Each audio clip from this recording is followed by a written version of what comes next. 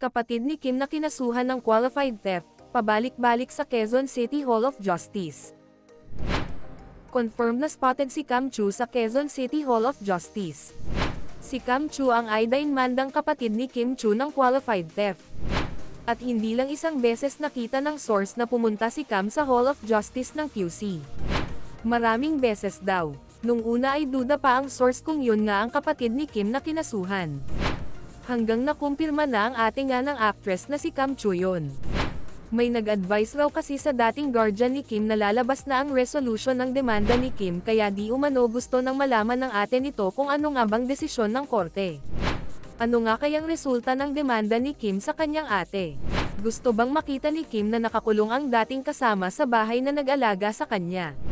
Nanatiling tahimik ang kapatid ni Kim na naging ina-inahan niya ng matagal na panahon bago kinasihan ng qualified theft na di umano'y nasagot at nailahad naman daw ng maigi sa korte. Pero mahuhusay raw ang mga abogado ni Kim, mga de Campanella, kaya tiyak na malaki ang gastos niya sa abogado ayon pa sa source.